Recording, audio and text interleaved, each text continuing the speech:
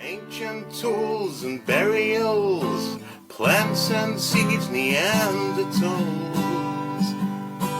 All these things we make no apology are the study of archaeology.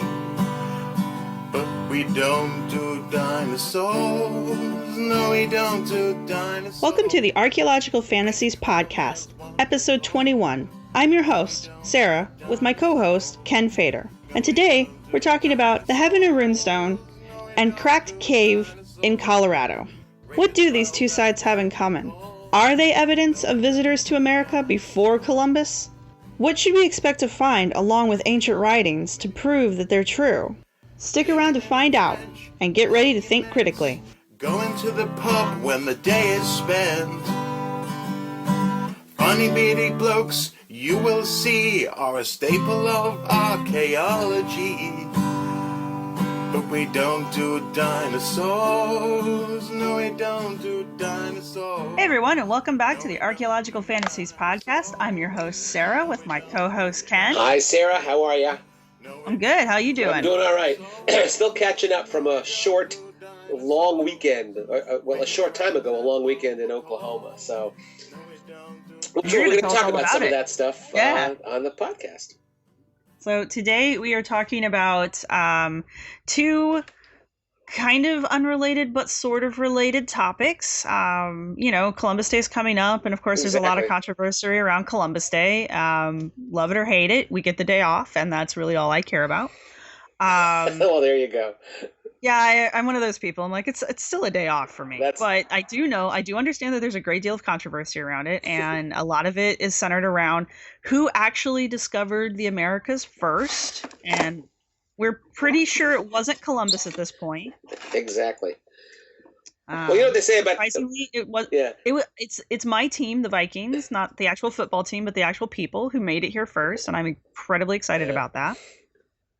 But not in the way that people think. Yeah. You know what they say about Christopher Columbus, that he was a guy who didn't know where he was going when he left home, didn't know where he was when he got to the end point of his trip, and when he got home, he didn't know where he had been. And for his trouble, they named the capital of Ohio after him.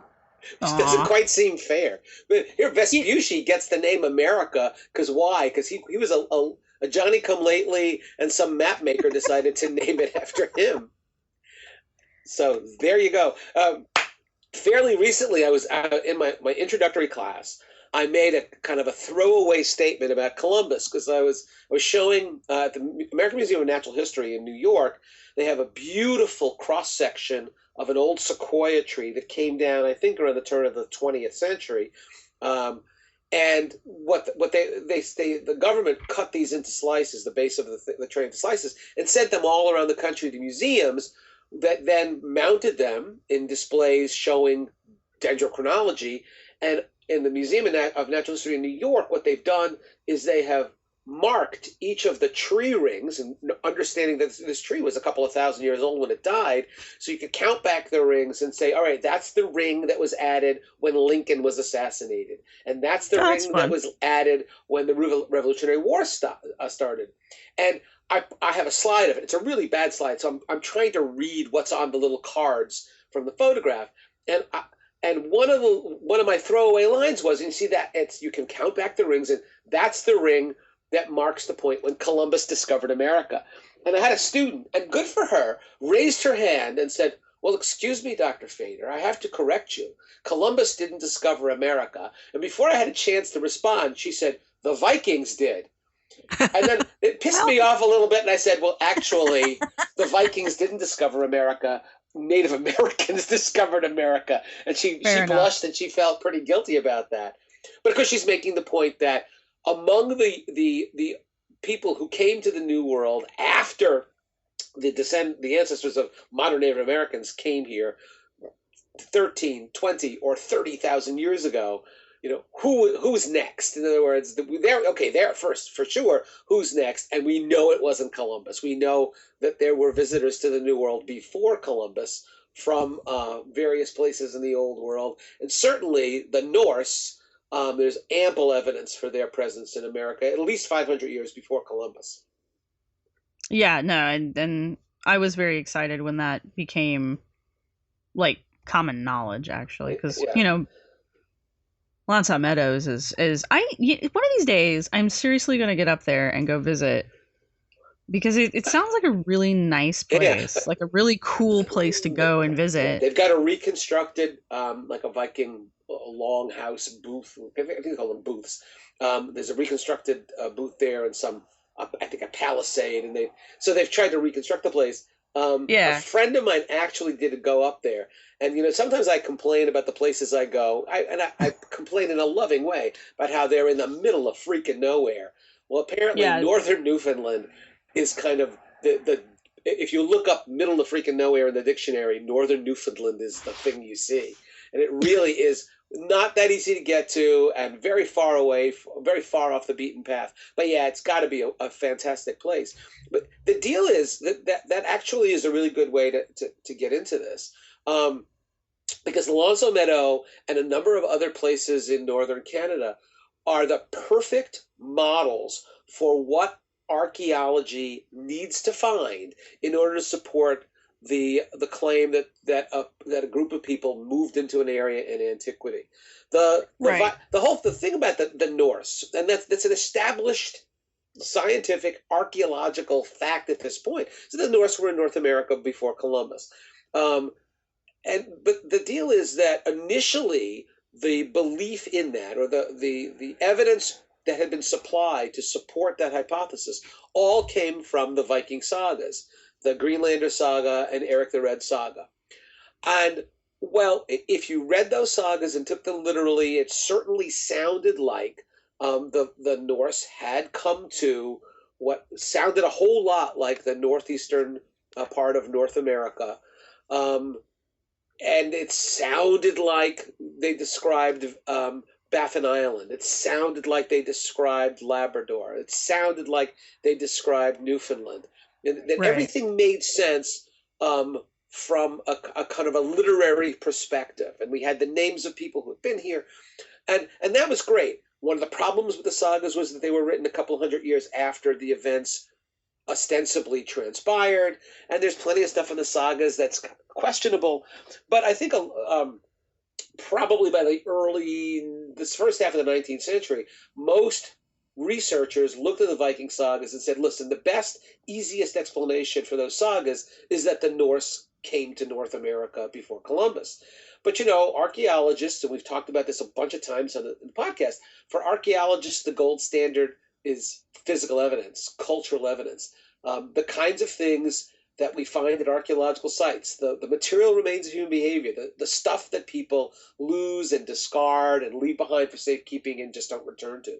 And that evidence was not forthcoming until the 20th century, until the 1960s, when the Instadts, Helge and Anstein Ingstad, actually following the descriptions in the sagas and using a little objective, deductive reasoning, looked along the northern coast of Newfoundland, and they actually found the physical evidence of a Viking presence. They found an archaeological site. They found fireplaces and hut remains and a bronze pin and a soapstone spindle whorl and an iron smithy. So they found stuff that very clearly, physically, showed the presence of the Norse. And when they got a radiocarbon date on the charcoal, that indicated that the site had been occupied something like 1,000 years before, sometime around the year 1000.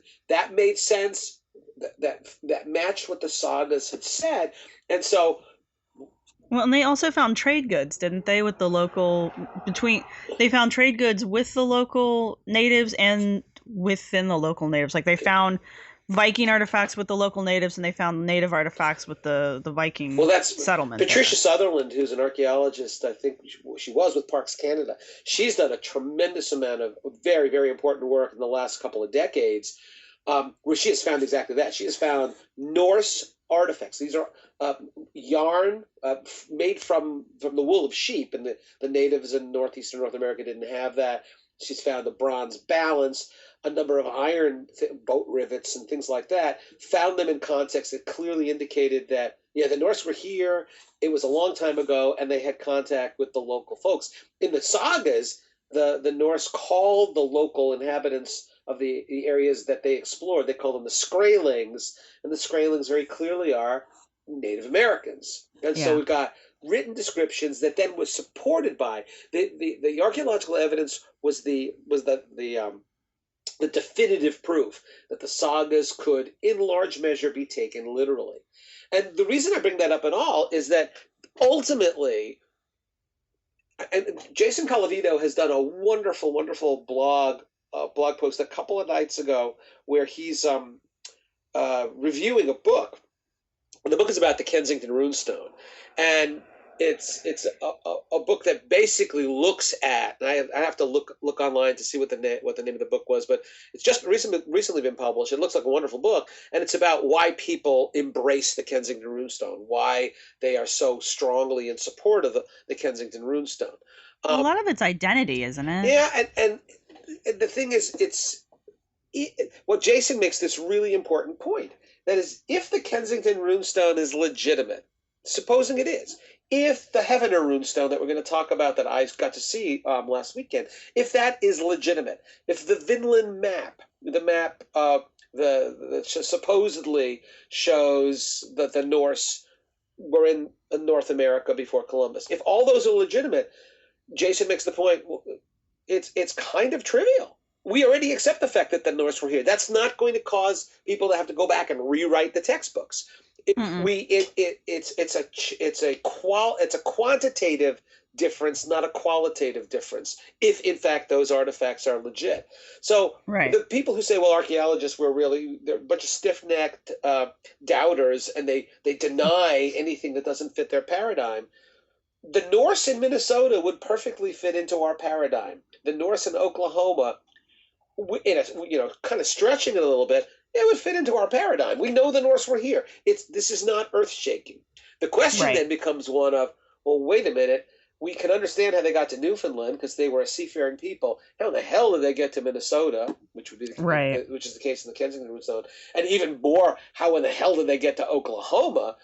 And what's the evidence? Well, yeah, because there's not a lot of evidence showing they came very far inland. Right. Well, they were a maritime culture. And so it is, and yet you really have to stretch things and kind of fudge it and squeeze it in order to argue that, well, they could have gone up this river and then up this river and then up this river. And ultimately you ask the question, but why the hell would they do that if they're a maritime people? And their ships would have been too big for the most part. Right, yeah. I mean, we're going to talk about the Heavener Runestone in a little bit, but again, the argument is, well, they'd have to sail down the entire eastern seaboard up into the Gulf of Mexico, find the mouth of the Arkansas River, sail up that, and then they still have quite a distance. I don't even know that you could do that in a Viking boat, but then you'd have to then walk this great distance to where the Runestone is for some Viking to establish a farm there, and why in the world would that happen? But all these kinds of questions and all these issues are, I think, ultimately beside the point. We can argue that coulda, shouldas, woulda. Is it possible? Is it probable? Those are things that are very difficult to assess. What's more important is, all right, and this is the way deductive logic works, if you're claiming that the Kensington Runestone, the Heavener Runestone, the Spirit Pond stones, any one of a number of other supposedly Viking artifacts in the New World, if in order for archaeologists to embrace that hypothesis, to feel that hypothesis can be validated, we need archaeological evidence. That should come as no surprise that archaeologists are not content with linguistic evidence or epigraphic evidence or kind of twists of logic. What we want to know is, well, where is the physical evidence to support the notion that there was a population of Norse people living in the New World? We have exactly that at Lonesome Meadow. There's no question about that. So, that's great. That's the kind of evidence we need. That's the kind of evidence we've got there. In the case of the Heavener Runestone, we don't have it. Here's the deal with that one. First of all, and this is pretty typical, and we have talked about this briefly before, and it shows up again and again and again with these kind of extreme claims or fringe claims. There is this big disconnect between when the first actual documentation of the existence of this artifact or this site and the claims made by the fringe believers. In the case of the Heavener Runestone, there is absolutely no definitive evidence that the thing even existed until 1923. Now, both believers and skeptics alike talk about, well, maybe there was a hunting expedition led by Choctaw Indians back in like the 1830s, and some claim is, well, maybe they saw it because, again, some description that they make of some site nearby, you could kind of twist and manipulate and smoosh into, well, maybe what they're talking about is the Heavener Runestone. But the fact of the matter is, until 1923, there is no definitive evidence that the thing existed. Now, we're talking about a runestone that's supposed to be 1,000 years old. It is surprising and disappointing that there are no earlier records, earlier definitive eyewitness accounts that the thing existed. We see the same thing, and I think we've mentioned in the podcast, the Los Lunas stone, the Decalogue stone, which is a stone in New Mexico that's got Hebrew writing on it, right? It's long story about that. I've been there. I've seen the Los Lunas stone. And there again, the earliest definitive record of the existence of the Los Lunas stone is like in the 1930s. But again, there's a claim, well, but maybe somebody saw it in the 1850s. But again, nothing definitive, nothing diagnostic. And we see that there are a number of other instances in which the claim is made that something is ancient and that the earliest European settlers saw it and recorded it, but the evidence is very, very weak, and the definitive evidence that the thing even existed in the first place turns out to be late 19th or early 20th century. And that's a problem. I'm not going to say that that's an absolutely definitive argument against the validity of these artifacts, but it certainly is something that matches a skeptic's perspective that, in fact, these things are relatively late and that they are not ancient. They do not predate the arrival of Columbus. So let's give a little, before we go any deeper, let's do a little bit of background on the Heavener Runestone. Right. It was originally discovered by a Miss Gloria Farley. Well, Gloria didn't, she's not, I'm not sure she discovered it, but she certainly was the popularizer. Yeah, and here it says that public attention was first brought to the Heavener Runestone by Miss Gloria Farley. Right. When exactly, because I'm having a hard time finding an exact discovery date, when exactly was this stone supposedly discovered? 1923 is the date you see again and again, as this is the first time somebody saw this stone in the middle of the woods in eastern Oklahoma. You're just a few miles from the Arkansas border, southeastern Oklahoma. They say, wow, there's this big kind of upright stele, and there are these scratch marks in it. We don't know what the hell it is. And that's when Gloria Farley and a number of other people look at it and they go, oh my goodness, those are runestones. Those are Norse. And that, oh my God, you've been mentioned on Wikipedia. I thought you should know that. You know, it's an embarrassment. It's embarrassing to me that sometimes when I go to look up something, oh, Jay, I'd like to know a little bit about this. I find that I'm quoted on it. Like, oh my God, that does not reflect well on Wikipedia, I've got to tell you. Well, no, and also of interest here, our good friend Lyle Thompson is also being mentioned in this. I don't know how many. I'll have to link to his report, but Lyle Thompson, for his master thesis at the University of Leicester, did a very extensive review of a bunch of the American runestones. Yeah, it's a really nice piece of work, I think. It is, and I will try to remember to link to it. I have to find it again. It's on Scribbly or whatever that webpage is. But he is also basically pointing out what you said. So the stone was originally discovered or quote unquote discovered or documented in 1923. Gloria Farley is the one that brought attention to it by publishing a couple books about it. Right. And in general being an advocate for the stone being an authentic runestone. Very strong advocate for it, absolutely. It does have what appears to be the Elder Futhark runes used on it, but they're used in a way that is not traditional for the Elder Futhark. But if you translate the runes out, they do actually translate out to it.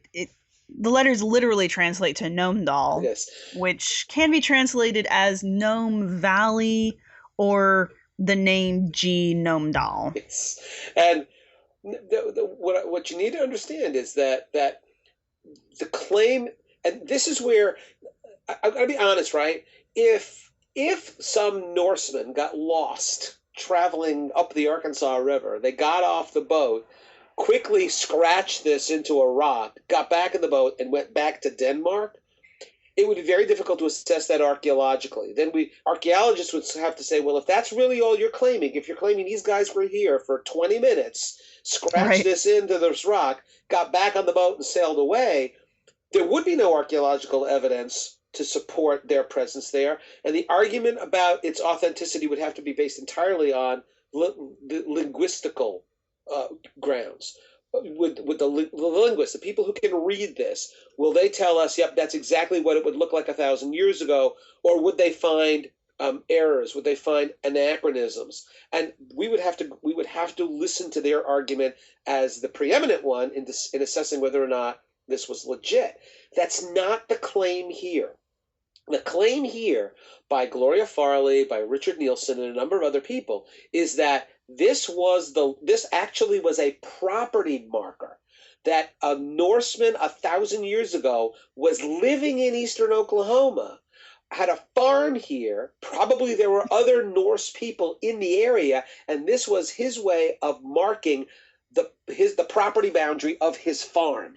So we're not talking about somebody who was there for a few minutes. We're talking about somebody who was there probably for years, and that there were a whole bunch of these folks laying out property lines and having a farm and having numbers of farms in eastern Oklahoma.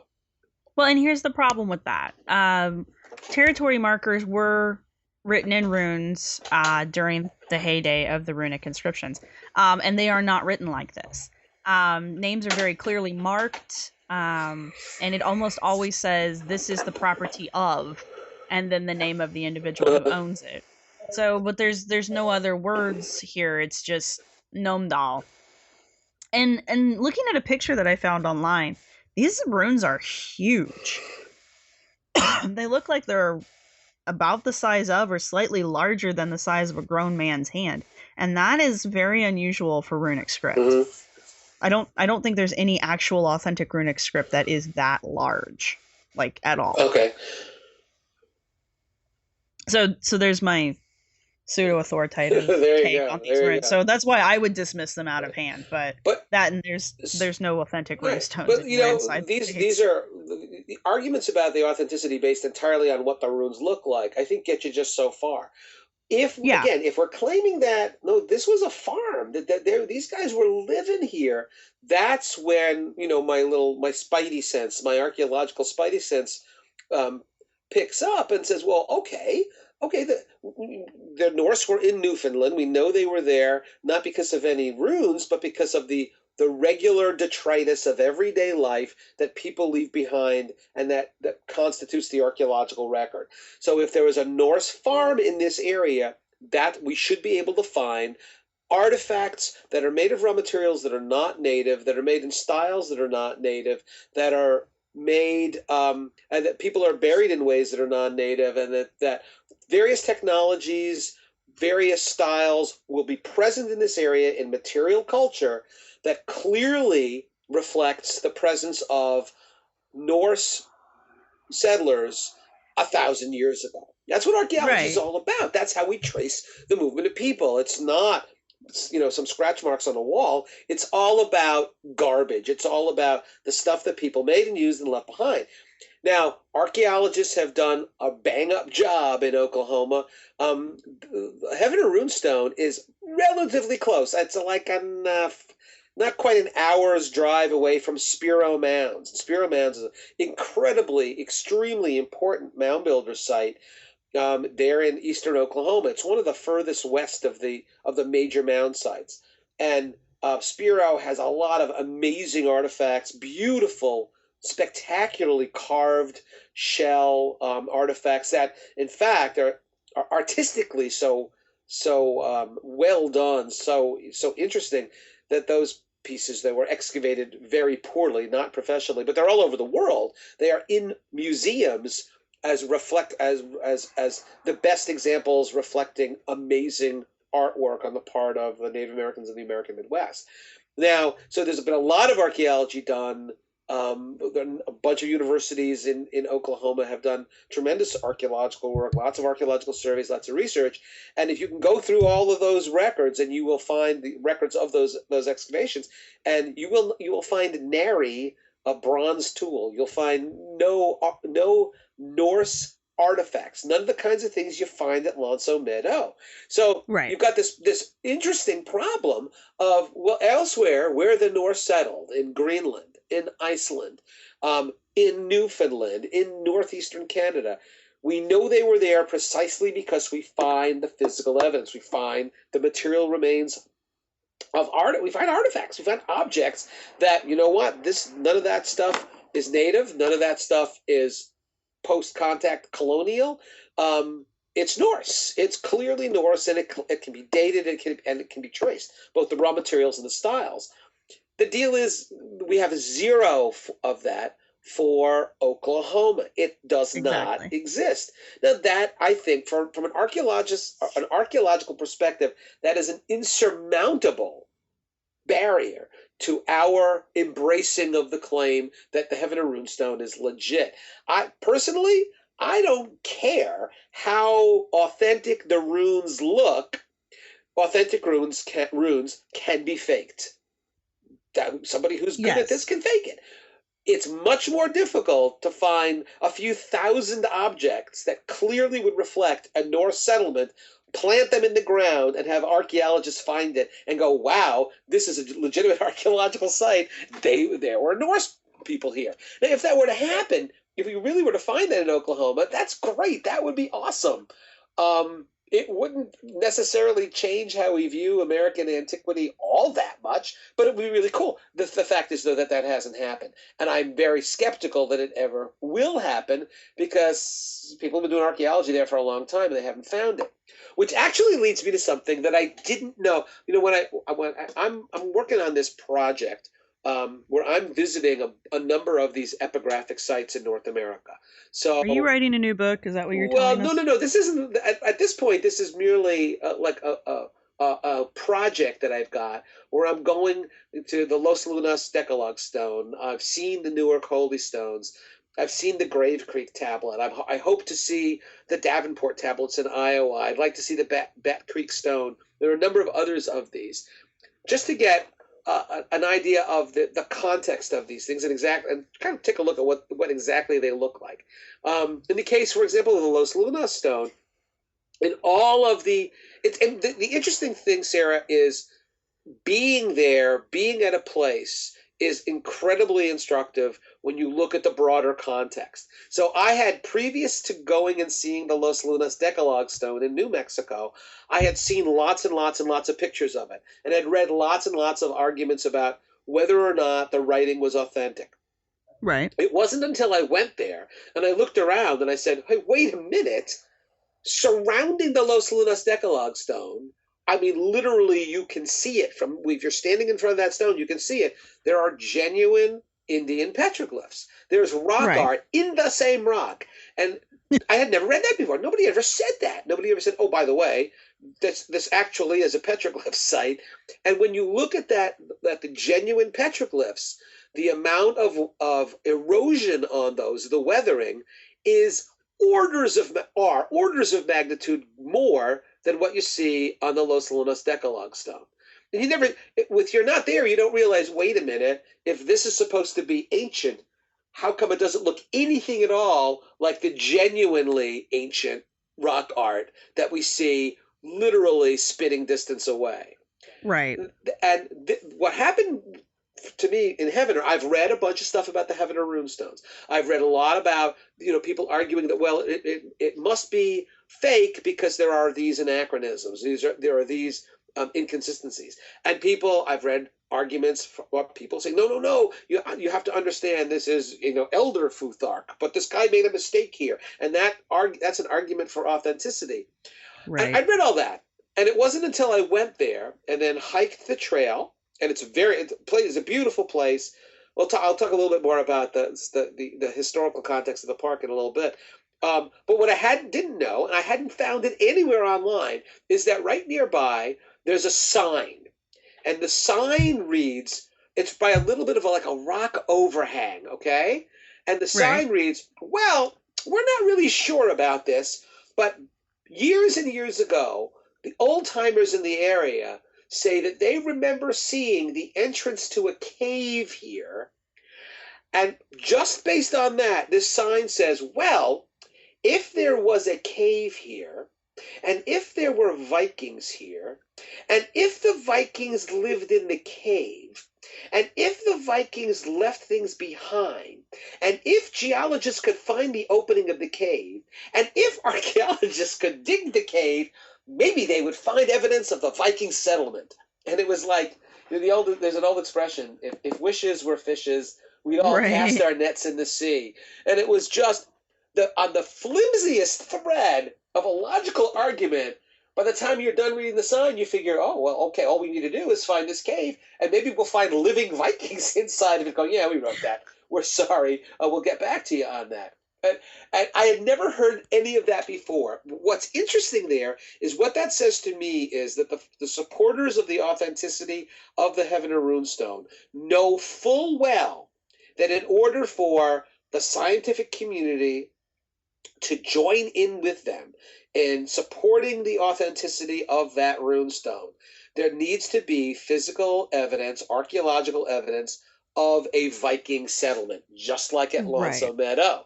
So they've got this long and elaborate argument filled. There are like a whole bunch of ifs scattered throughout the argument. Basically, what they're saying is, okay, well, maybe it's here. We just haven't found it yet. Well, it also allows them to shift the blame a little bit. Like, we come out and we say, well, where's your evidence? And they can shift the blame and say, well, if you would come out and look for it, then you would find it. In fact, this what the sign says. The sign is, and these people are very well-meaning, and the sign says that, well, geologists have said that there isn't really going to be a cave here. And the argument is, well, it's the wrong kind of rock. It's like schist. Right. You're not going to get a cave. There's not going to be a solution cavern or any large-scale cave in there the way we think about, caves, solution caverns. Well, and if it was a large enough cave for the Vikings, who are not known for being cave-dwelling individuals, could have inhabited it and lived for long periods of time in it, you would think it would be noticeable. Oh, yeah.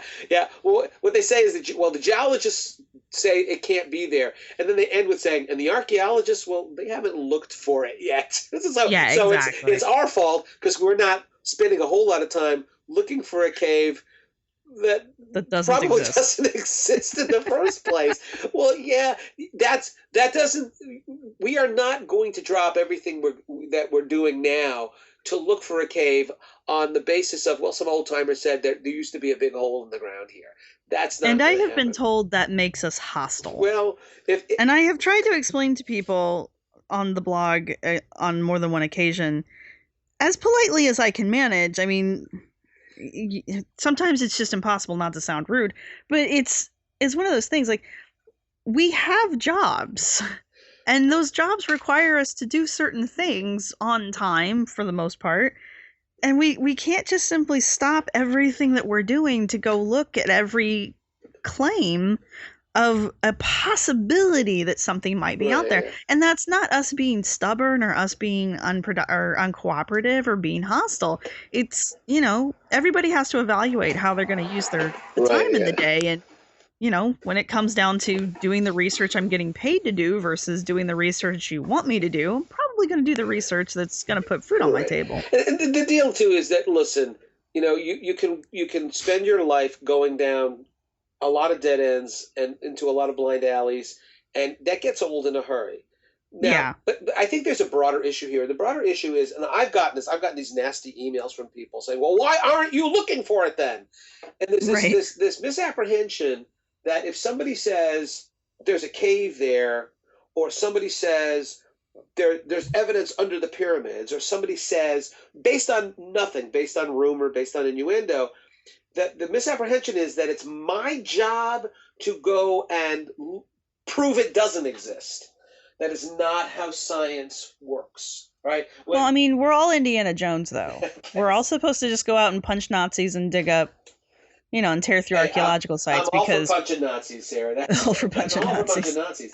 But see, the deal is, imagine if a doctor said, "I got this new medicine you should take. Give me $100 for each pill, and it's going to make you live for 200 years." Right. It's not the job of the medical profession to prove it doesn't work. The way the FDA works, you have to prove that the medication you're trying to sell to people is effective. The burden falls on the claimant. If you are Right. claiming that there was a cave there, it's your job to find the evidence. It's not my job to prove that it doesn't exist. And the problem there, of course, is if I were to dig 100 holes in that area and not find a cave, the argument would always be, well, you just didn't look in the right place. Yeah. You didn't dig that Proving square centimeter negative, of dirt. That's a terrible. You can't do that. So ultimately, it isn't as a skeptic, my job is to say, prove it. You show me. Right. My job is not to disprove something that there's no evidence for in the first place. And that is how the burden of evidence works. And I don't think a lot of people, Right. or I think people get confused about that. It's a lot of people think that when they make a claim, like, oh, there's a magical mystery cave that's invisible, but you have to go find it. And then I say, I don't think you're right, or no, I don't want to.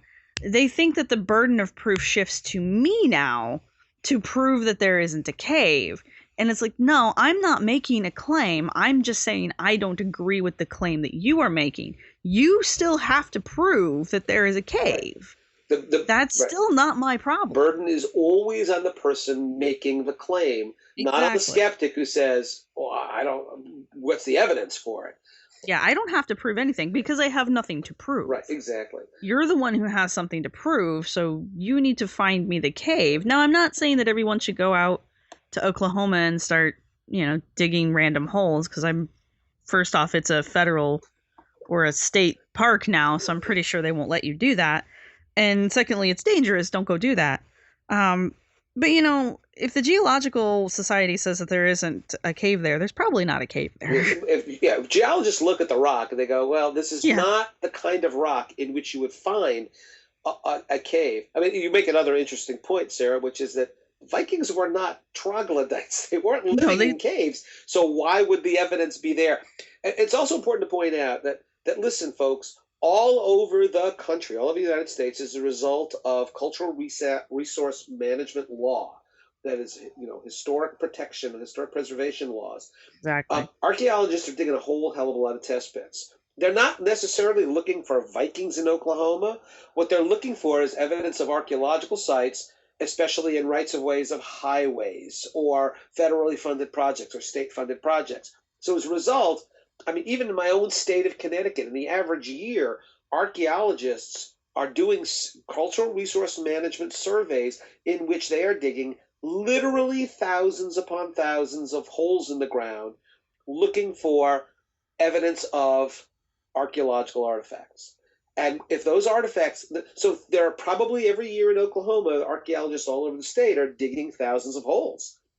Right. They are not finding evidence of a Norse presence in Oklahoma.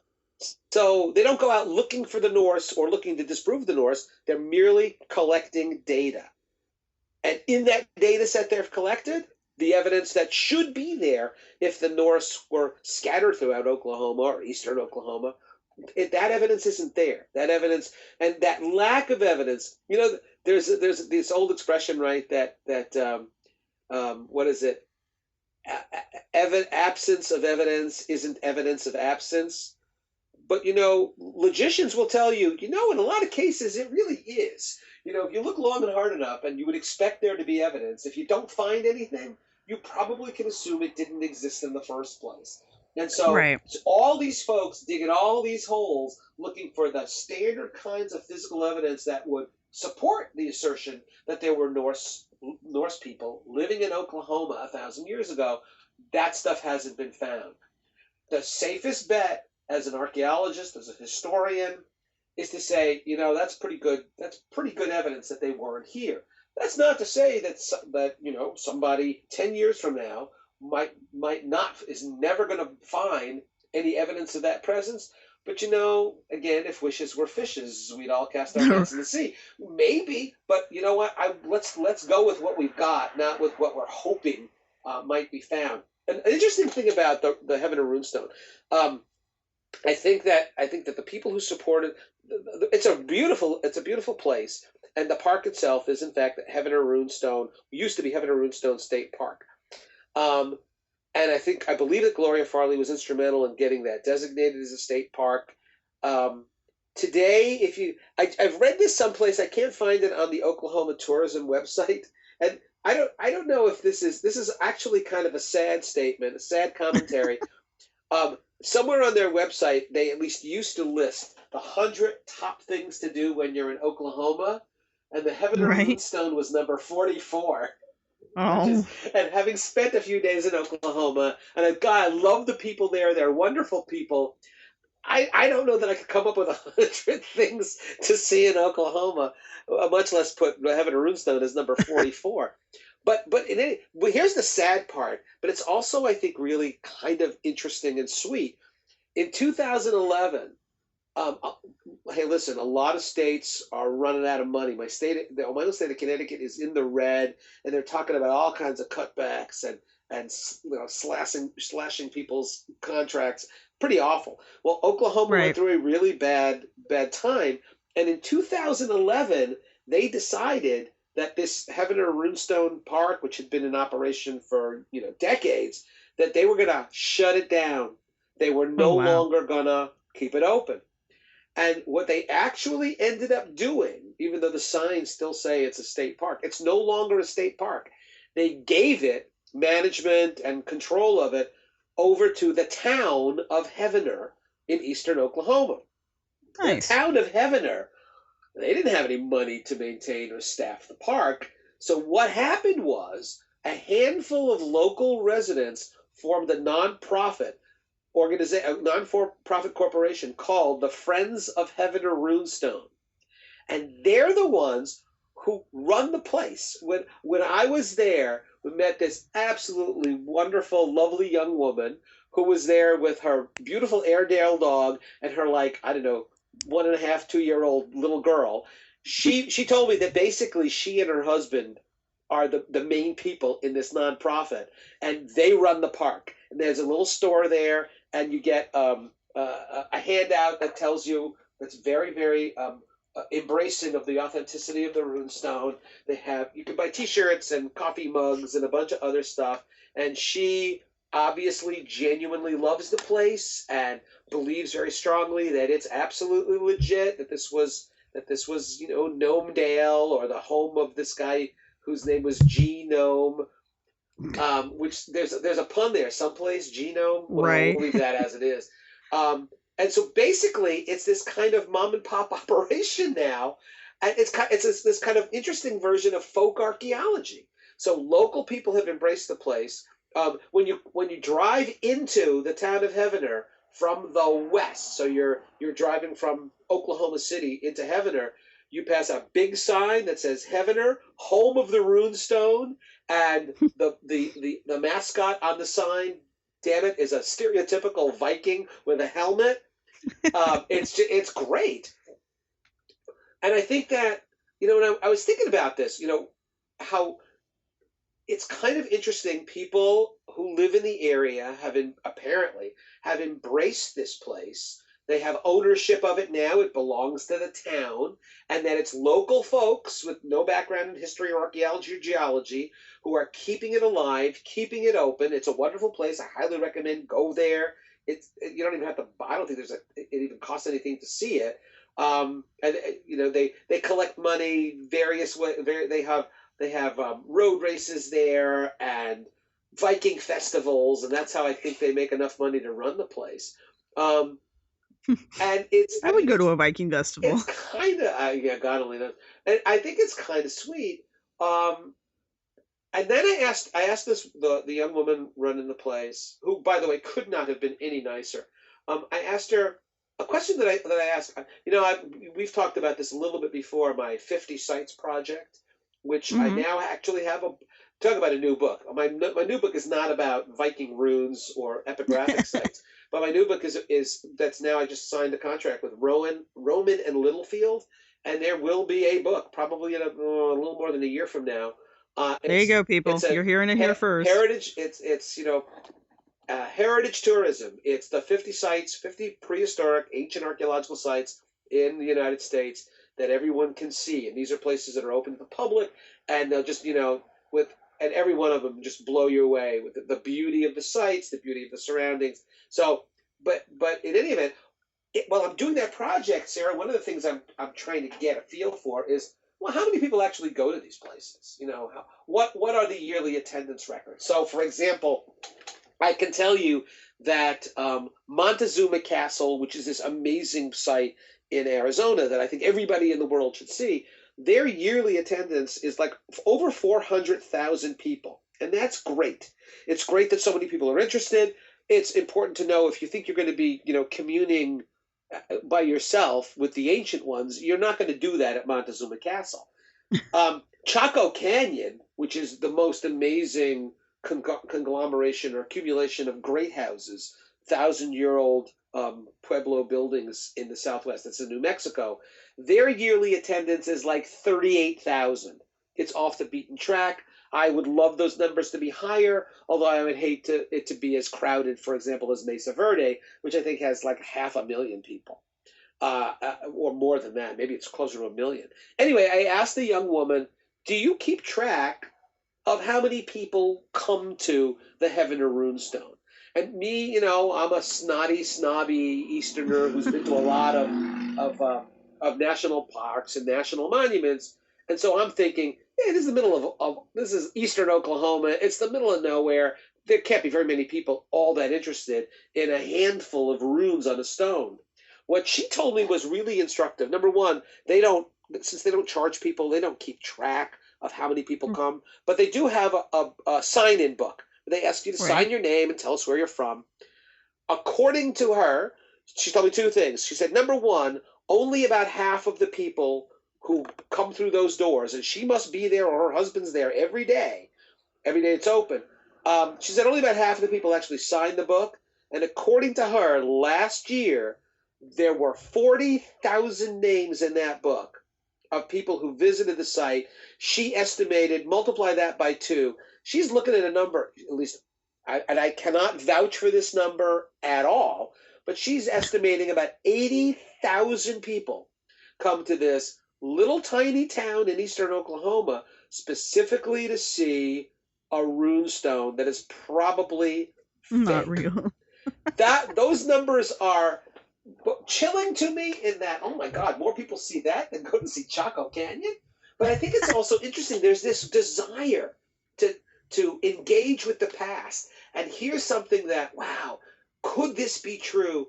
We as archaeologists need to be able to channel that interest in engagement, that interest in antiquity. That's what I'm trying to do with my 50 Sites project and book, is to channel that interest into stuff that is actually legitimate, where there actually is evidence that, yeah, people were here 1,000 years ago and they built these amazing monuments, and people were here 2,000 years ago and left behind this amazing art, and we can look at it, see it, there's archaeological evidence for it, and it's a lot more, I think, more instructive and more enlightening than seeing a half a dozen scratch marks in a rock and making up a story about a Viking farm in Oklahoma 1,000 years ago.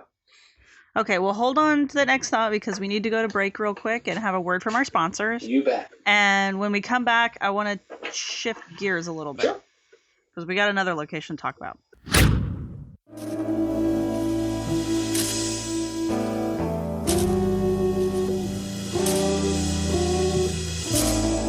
The CRM Archaeology podcast brings together a panel of cultural resource management professionals to discuss the issues that really matter to the profession. Find out about networking strategies, job hunting, graduate programs, and much more. We'll often feature interviews with college professors, CRM business owners, and experts as well. Check out the show on iTunes, Stitcher Radio, and at www.archaeologypodcastnetwork.com/CRM Arc Podcast. Let's get back to the show.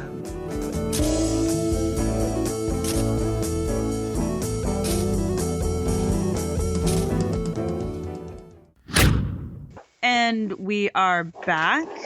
Yeah, I think we've probably done Heaven Her to death. Listen, if you're in Eastern Oklahoma, go and see the place. It's the people running it are incredibly nice, friendly people. They are more than happy to share what they know about the place, and it's a beautiful little hike. When the state of Oklahoma there's a facility there. There's a little museum and gift shop. The Runestone itself is inside a structure. You have to look at it through plexiglass, and it obviously hasn't been kept up very well because they have no money. But Right. The pathway down to it, there's a stone fence, and it's really quite nice. They went to a lot of trouble to produce this, and I guess the town of Heavener has the advantage of getting all these tourists in and buying stuff at the grocery stores and going to restaurants and maybe staying at the motels. So good for them. But yeah, we're going to move on now to another site. Now, this is interesting to me because we're going to switch to Crack Cave, which is in Colorado. Southeastern Colorado, yep. Southeastern Colorado. And what I find, I feel like it is kind of related to the Runestones, only in that a lot of times when I see places that reference Ogham script, they are usually trying to say that it seems to me like a lot of times when you see people mention Ogham script, they try somehow to tie the Ogham back to Vikings. Even though I don't think this one is going to do that exactly, Right. But it's always interesting to me how many fringe groups try to make Ogham and Vikings the same thing. Well, yeah, I mean, I guess it's another one. The case Crack Cave is located in Picture Canyon, which is a lovely little canyon with terrific hikes in southeastern Colorado, in an area called, it's federally administered lands, the Comanche National Grassland. And I got to tell you, this is how ignorant I am geographically, Sarah. When I decided I was going to go to Oklahoma over a long weekend, and I said, I'll see Heaven or Runestone, I'll stop at Spiro Mounds. It had never occurred to me that I would be able to go to Crack Cave, because this is how dumb I am. I had no idea that Oklahoma and Colorado shared a border. I said, no, they're nowhere near one another. And you look at the map and go, oh, wait a minute. There is that strange panhandle. There's a story behind that I'm not familiar with either. How come that panhandle is not part of Kansas or Texas? How come it's Oklahoma? But if you drive all the way across that panhandle, you actually get to southeastern Colorado. And the story behind this is that in, I believe it was in the 1970s. Oh, so just a little more context. As most of the listeners here are familiar with the name Barry Fell. Barry Fell was, I think, a marine biologist at Harvard. By all measure, I think he was a very successful scientist, but also had this interest in epigraphy, in code breaking. And Barry Fell wrote America BC. This is back in the 1970s, in which he claimed that all over the northeastern part of North America, there was evidence of not just an occasional foray into the New World on the part of Western Europeans, specifically Celts, but he called them Celtic empires. So he was of the opinion that the archaeology of northeastern North America could only be understood if one accepted the presence of certainly hundreds, maybe thousands of Celtic settlers to the New World 2,000 or 3,000 or more years ago. Zero evidence in terms of the standard archaeological, no standard archaeological evidence, no artifacts, but writing. And wherever Barry Fell saw scratch marks, he attempted to Right. translate those as Ogham. Now, listen, I am not an expert. I couldn't read Ogham at all. But when Yeah. experts in Ogham came to the New World, Anne Ross, I think is the name of one of the experts in Ogham, came to the New World at the behest of the people who were followers of Barry Fell, saying, "Look at this! Isn't this evidence that ancient Celts were here?" She described what they were looking at as a semantic fantasy, and that's an actual quote. She said, "There is absolutely not. This is not Ogham. They're not reading it correctly. These are scratch marks in rock. Forget it. It's not legitimate." While all this is going on in northeastern North America, one can at least understand, all right, well, if Barry Fell claims that in New England, in Virginia, eastern North America, usually near the coast, near major waterways, well, at least, okay, if there were Irish, Celtic, Scottish settlers to the New World writing Ogham, at least they'd be in the right place. You would expect them to sail across the Atlantic and leave their marks along the east coast of North America. But at the same time, you have some of Barry Fell's followers are traipsing around other parts of the country, of the United States, and claiming to see evidence of Ogham there as well. And a couple of his followers, one of the guys' names is McGlone, claimed that in a cave in southeastern Colorado, a place, it's called Crack Cave because it's not really a crack, not really a cave, it's just a crack in the bedrock.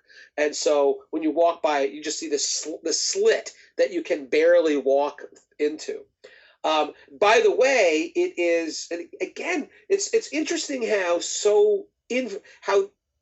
infrequently the supporters or the claimants of these kinds of sites, how infrequently they put them in any kind of general context.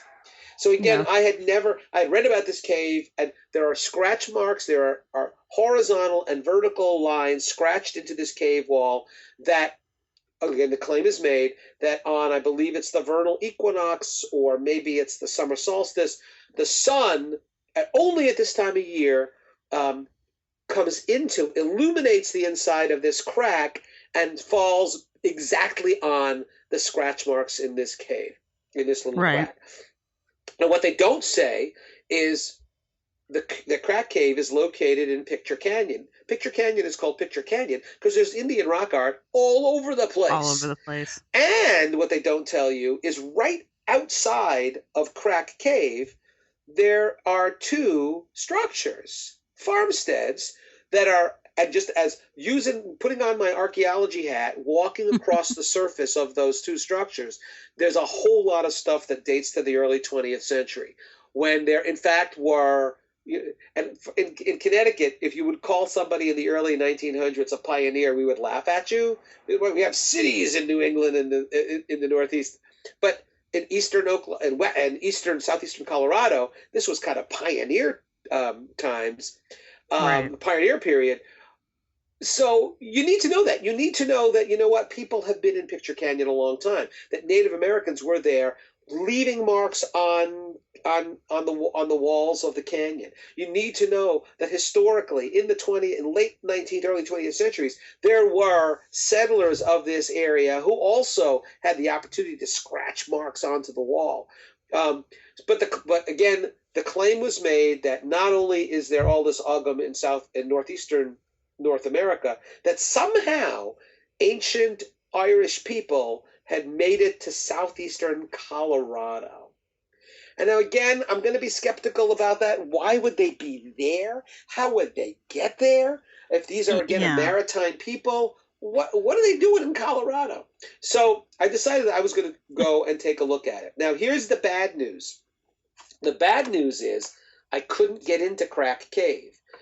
The deal is, in the past, Crack Cave, because they are concerned about people mucking it up, concerned about graffiti, and concerned at this point even, well, exactly when did those scratch marks appear in Crack Cave? There's no way of knowing. There's no erosion on those scratches, and you wouldn't expect any because it's protected. The government, I think it's probably Bureau of Land Management, has put an iron gate totally cutting off access to Crack Cave.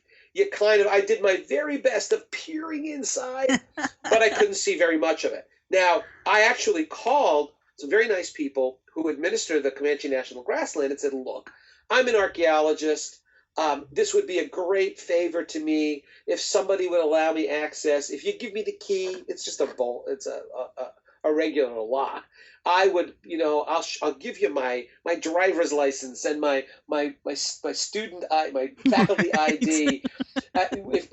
And if somebody's there, I thought maybe they had a station right there at Picture Canyon, and they don't. But, if somebody could just give me an hour of your time, walk me in, open the gate, let me in. I'll look around.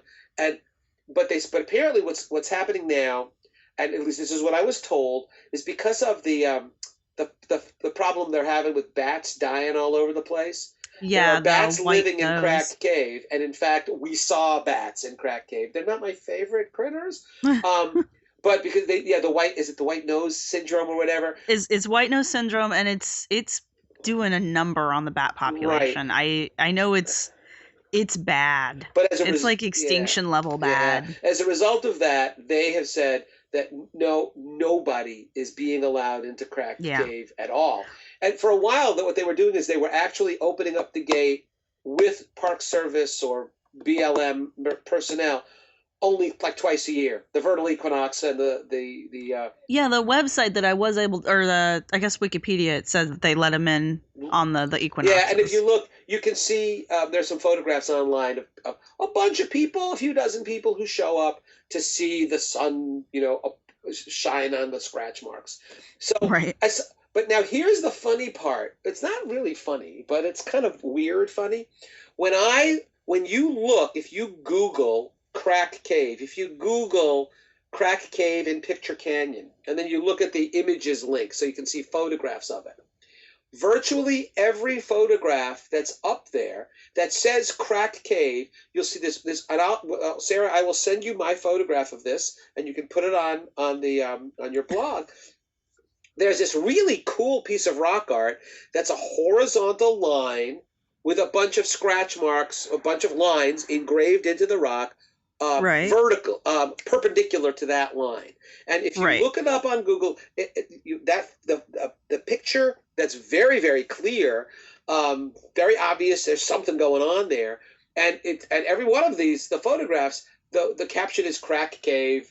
The deal is that all of that is an absolute abject lie. None of that is Crack Cave, because I saw exactly the image that you will see on Google. It's in Picture Canyon. It's I don't know, maybe it's a mile from Crack Cave. It in fact is in a rock, kind of a rock shelter. And I was able to climb up into it. All around, by the way, all around that thing that's on the internet, that's on Google Images, that's being presented as, the Agam and Crack Cave, all around it is really cool Native American rock art, including rock art that looks like tally marks. That is individual lines scratched onto the surface. And there's a beautiful petroglyph combination of a horse. It's absolutely gorgeous. Some anthropomorphs, but they're in this rock overhang. I climbed up. Is the image you see online? I took some nice photographs of it. So what's being presented online as the rock art from Crack Cave absolutely isn't. It's in the same canyon, but it's not the thing in Crack Cave. In fact, it looks a lot cooler than the stuff in Crack Cave. Yeah, well, I was wondering about that because I was able to find a video that looks like it was shot back in 1994 on YouTube that is talking about the Agam that was found inside the Crack Cave, and it has these two gentlemen who I'm assuming are Barry Fellites who have taken a camera crew into the cave with them, and it's a 3-minute video, and I'll put it in the show notes because it's kind of interesting. Oh, sure. Because it also shows poorly, but it does show the whole light going across the scratches thing.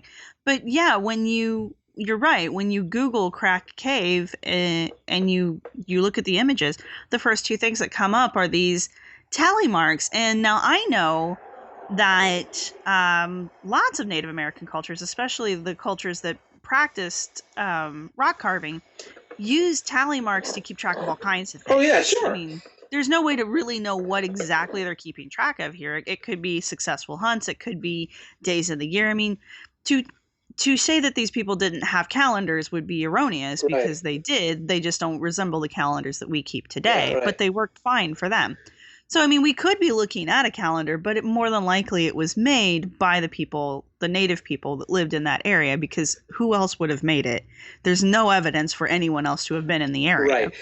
The archaeological evidence, and I'll tell you something else, Sarah. Walking around, again, using, putting on my archaeologist hat, as you walk around, you see around the two pioneer foundations of pioneer cabins, there's all manner of, again, as I said, it looks early 20th century trash, early 20th century artifacts. And if you go away from that, though, and you go closer into where the native rock art is, you absolutely see lithic scatter on the ground. So fairly recent stuff, like flakes with bulbs of percussion and retouch, and because we left the stuff there, but it is there in the grass. It is there. So well, and you said it was part of the Cherokee grasslands? This is it's the National Comanche grasslands, yeah. So I mean, this was land that were the Comanche native to that area, or did we march them out there? I'm not I think that's closer to their homeland. I mean, when you drive through Oklahoma, I think the numbers are incredible. There are 2 or 3 major tribes that are native to Oklahoma, but there are 73 tribes that have nation status in Oklahoma, because these are the Kickapoos and the Cherokees and a whole series, the Muskogee. There's a whole series of, they're not technically reservations, but they sort of kind of are. And these were all Indians that were removed to Oklahoma because it was going to be part of the Indian territory. Oklahoma was going to be one big gulag of Indian reservations, and that didn't work out all that well. And the Trail of Tears, that lots of tribes had their story of the Trail of Tears of being force marched to Oklahoma because they were and exactly, and then how many people died. It was just a horrible situation. So I'm not exactly sure where the Comanche start off. So whether they were part of that removal or not, I'm not sure. But the point is, irregardless, I mean, there were prehistoric peoples in that area. I mean, there just were. There's evidence of them. We know they were there. Right, exactly. So this writing, I mean, and it's writing or pictographs. It's there's no reason not to attribute it to the peoples who already lived in that area. Certainly, absolutely, certainly, the stuff that when you Google cracked cave and you see this, to me, it's this. I didn't have a scale at the time, but it's a couple, 3.5 feet long is the horizontal line, and then you can count how many vertical lines are off of that, and it's kind of symmetrical around that horizontal line. So whether it's some kind of a calendar or tally marks, and to be completely honest with you, Sarah, I've seen stuff exactly like that at a number of other petroglyph sites throughout the United States. And in one case, it was very, very clear that the rock art there are lots of critters, and this is in the middle of it. This is I'm thinking of in Utah. And it's a centipede. It's a beautiful representation of a centipede or a millipede. Now, I don't know if that's what this is in Picture Canyon or if it's something else. But but that's not Cracked Cave. That's not Ogum. Anybody putting that up online this is the image in Cracked Cave. It's absolutely, fundamentally, it's not true. Now, if you definitely put up that link, I've seen that video. The sad part is the fake Ogum, the stuff that's being called Ogum that's elsewhere in Picture Canyon, actually is way more interesting looking than the stuff that's in Cracked Cave. And if you look at the video, is bizarre. It takes a couple of lines and it draws like the balance. It says, "Oh, that's a representation of the scales of eternal balance." And it's like, are you fucking kidding me? Like, what are you smoking? And Yeah, there's they draw the scale. Yeah, when I was watching it, they're like, this is a depiction of scales, which we think means that there was balance to be brought. And there's I'm like, oh my God, it yeah. doesn't look anything like Listen, scales. this is as a general rule, folks.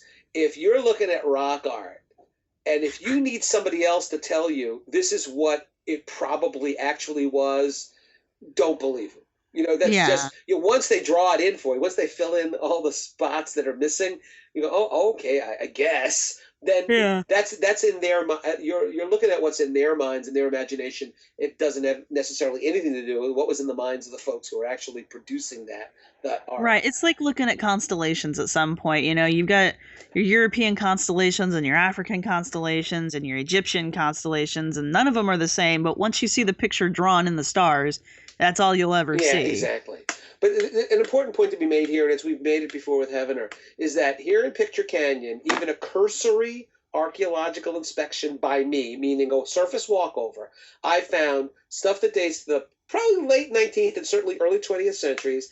I saw Native American debitage, that stone flakes, but I didn't see anything that was Celtic. I didn't see anything Right. that would. So we know there were Native Americans there. We've got Native American rock art, and we have Native American artifacts. We know that that people of European descent were there because we've got their houses and we have their artifacts. We have their detritus right there in the context of those foundations. We have scratch marks on the wall. Do you really think that it makes sense to ascribe those scratch marks to some third mystery culture as opposed to the people who actually we know were there based on Right. history and based on evidence? And I think that the mere fact that, oh my gosh, the sun shines into this cave on a particular day, that I find a very, very weak argument. That if with enough caves in southeastern Colorado, I am sure you will find caves in which the sun absolutely only one day a year is seen in the interior of the cave, and that day of the year could be the 4th of July, it could Right. be Guy Fawkes Day, it could be Arbor Day, it could be my birthday, and I don't think the argument that therefore it was done intentionally holds up. If you want Well, an and archaeologist to believe that there were Celts there writing Ogham, you need artifacts from ancient Celts, and that doesn't exist.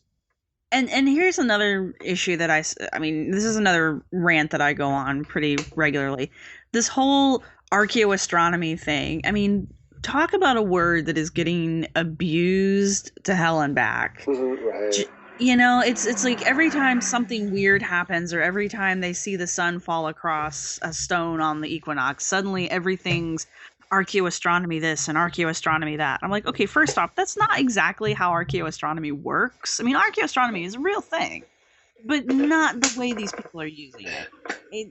Just because the sun plays across some scratch marks in a cave does not mean that those are intentionally put there. They may have been. It is possible that they may have been, but why? There's usually some indicator as to why. When they're using archaeoastronomy, they're using it for a reason, they're setting it up for a reason, and it's something that's repeatable and usually very, very visual, because basically what they've done is created a giant calendar or a giant clock. That's what they're using this for, because that was the only way they had to tell time and to tell the change of the seasons, was to align the celestial bodies with crap on the planet so that they could just easily look around. And of course, there's a whole lot of religion that was tied up into this, because that's just the way things were done back then. But the end result was they were creating clocks and calendars to help them tell time throughout the year. And teeny tiny scratch marks carved inside of a cave that only gets seen twice a year is just not a very useful way of telling time to me. Archaeoastronomers are aware of this more than the average person, and that is there are an enormous number of possible alignments that people could build structures around, and that the thing you have to be aware of is that if you are looking for alignments, you will always find them. Exactly. Always, you can draw a line between 2 points. Exactly, Period. and there are so many points that you can draw to. What I say is, you can take a house that was built in 2010 and probably argue that it's aligned with something, even though that is entirely coincidental, because there are so many possible alignments. Right. And then don't get me started with people who say, but since the alignment's not perfect, it must have been perfect when it was built, and because of precession, it would have only been in alignment 40,000 years ago, so therefore that structure was built 40,000 years ago. That doesn't work. That absolutely doesn't work, because it's a circular argument, and it's arguing after the fact. That doesn't make any sense. So the bottom line here is for those who want there to be Ogam in southeastern Colorado, those who want there to be runestones in eastern Oklahoma, good for you. But ultimately, the only evidence that's going to be sufficient to prove your case, it's not epigraphic, it's not linguistic, it's not the sun hitting something a particular time of the year. It's physical evidence of the people you're claiming are responsible for those scratch marks or those runes or that Ogam. Physical evidence that's definitive and diagnostic archaeological evidence is going to be the gold standard here every time. Right.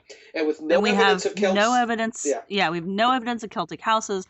We have no evidence of Celtic trash. We have no evidence of Celtic trade with the peoples in the area. You know, there's nothing. There's no reason to assume that there was anyone related to that. Also, the Ogam that's being discovered, quote unquote, around America has a very specific phenomena that happens to it, and that is that it's usually devoid of vowels, which that's so strange, a lot of people don't know that Ogam does have vowels in it, and it's such a well-known phenomena in America that it's actually people have petitioned different linguistic authorities to try to get them to recognize American Ogam as its own form of Ogam, like a dialect of Ogam, and no one will go for it because it doesn't look anything like actual Ogam. Right. That was I think a Barry Fell invention, that he had to assume that that the vowels weren't there, and you got to make up what the vowels were. And a number of the linguists, of people who are familiar with Ogam, showed how you could make up a whole bunch of different words by just inserting different vowels. You know, and you can do that with English. You put a string of consonants together without vowels, and you can come up with a number of different words, phrases, and sentences that mean completely different things by simply alternating which vowels you put between them. Vowels you put in there. I know that's one of the problems with translating like old Hebrew is a lot of times they, like, I think the oldest forms of Hebrew don't have vowels. They were just assumed, like you just were assumed to know them. The traditional stuff, Yeah, and so it's really hard to translate that stuff accurately. So we know what a language without vowel, or a written language without vowels, should look like. And again, this Ogam does not, American Ogam does not look anything like that. Exactly. So, all right. Have we beat the Ogam to death? I think we've beat the Ogam to death, and we're more than an hour into this, so that's cool. Yeah, let's take our last break for the show, and when we come back, we'll do our wrap-up then. Fantastic.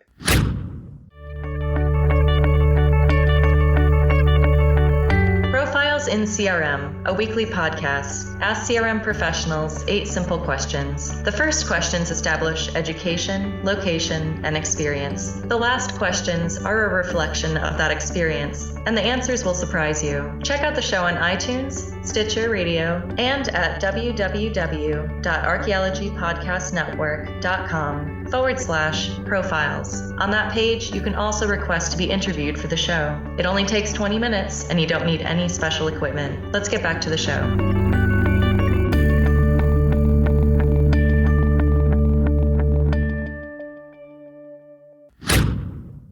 And we're back. We're going to wrap this show up. So we've talked about the Heavenar Runestone, and we have talked about Crack Cave. Where else did you go on your vacation? Well, I mean, I probably shouldn't admit this, but, you know, we flew into Oklahoma City and then drove out. We saw Spiro Mounds, saw Heavenar Runestone, then turned around and drove all the way across Oklahoma to Crack Cave. And along the main drag in Oklahoma, it's kind of an interesting drive. First of all, I live here in Connecticut where nothing is flat. The entire state is flat. I swear that you can stand on the eastern border of Oklahoma and look down Route 40 and you can see Colorado. I've been told that the drive across Oklahoma is like the hardest to do because it's so flat and so boring. That's what I've been told. But here's the deal, boring, except it's the main drag through I think it's I-40 is littered with abandoned farmsteads. And it's horrible and sad that all these people who had farms have sold out to big agribusiness, I guess. But the visuals of these decaying farmsteads from probably before the 1950s is really kind of an interesting thing to see. But I'm going to admit to something. Just right off a little bit off that highway, a few miles off that highway, you get into Kansas, and there's an entire museum devoted to the Wizard of Oz. Oh, that's cool. And and it was great because they have these young women who dress as and portray like Dorothy in the Wizard of Oz, and she takes you on the tour and does like a 10-minute version of the movie, and it's kind of adorable. So it's kind of a combination of like Sturbridge Village, which is where a place in Massachusetts where they've moved a bunch of historic houses and recreated an 18th century village. So what they've done is they've effectively sort of created the farm of Auntie M and Uncle whatever his name is, and there's like a tornado cellar, and there's the farmhouse, which is actually something they moved to. It's Liberty, Kansas. They moved it from a couple of miles down the road, and it kind of looks like Dorothy's house. Nice. So it's actually kind of cute. It's interesting archaeologically, I think. That's gonna be fun, like, 50 years from now when the place closes down and like no one has gone there. And then someone's going to go survey that area and be like, where the hell are we? Yes, I have a feeling we're not in Kansas anymore. Right? But I have a feeling when you enter Liberty, you have a really strong feeling you're not in Oklahoma anymore, but you're definitely in Kansas. That's awesome.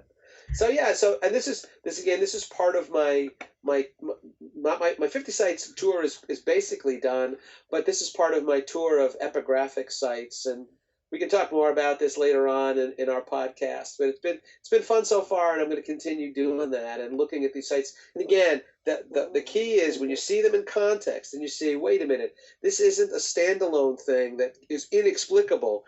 There's a historic site nearby. There are prehistoric. There are Native American sites nearby. It gives you a completely different perspective, and that's stuff that tends to be ignored, unfortunately. Well, I think when you get done writing your legit book, I think you need to turn around and then write a similar book, only this one all on pseudo-archaeology sites. You know what? From your voice to the ears of publishers everywhere, we'll see how that works out. Ken wants to write another book, publishers. Get on it. There you go. They're beating a path to my door right now, offering me the standard rich and famous contract. Yeah, they should. You write well. Thank you. All right, well, I'm going to let you go because we have had a really good podcast talking about two very varied but related topics. And really interesting sites. I highly recommend everybody, whatever you think of these places, go for a visit. See it for yourself. I think you should, well, with the exception of Crack Cave, because obviously you can't. But you can go to Picture Canyon and you can see some of the rock art and this misrepresented bit of Agam that's really not Crack Cave, But as I say, I'll send you some pictures, and you can certainly post those on the blog. Oh, and I'll do it. I love having original pictures. I will want to say before we get off, though, if you're going to go out where there are caves, don't go into the caves, especially if they've been closed off. The white nose syndrome is not a joke. It's pretty serious. And just protect the bat population, because bats are kind of one of those species that we kind of rely on, actually, without realizing it. So you got it. All right, it's great talking to you, Sarah. Till next time. Good talking to you, too. No problem. Bye, man. Raise your trials as one will call. No, we don't do a dinosaur. Thanks for listening. We hope you've enjoyed it. Our music was provided by Archaeosuit Productions. If you like what you've heard, please subscribe and rate us on iTunes or Stitcher, and share us wherever you use social media. You can contact us with your questions, comments, or angry email at archifantasies@gmail.com. You can follow the podcast at www.archaeologypodcastnetwork.com/archifantasies. You can follow the blog at www.archifantasies.com, and get updates on Tumblr and Twitter at ArchaeFantasies. You can also look for us on Facebook. If you're looking for the show notes for this episode, go to the podcast website at www.archaeologypodcastnetwork.com/ArchaeFantasies. Thanks again for listening. No, we don't do dinosaurs. No, we don't do dinosaurs. No, we don't do dinosaurs. This has been a presentation of the Archaeology Podcast Network. Visit us on the web for show notes and other podcasts at www.archaeologypodcastnetwork.com. Contact us at chris@archaeologypodcastnetwork.com.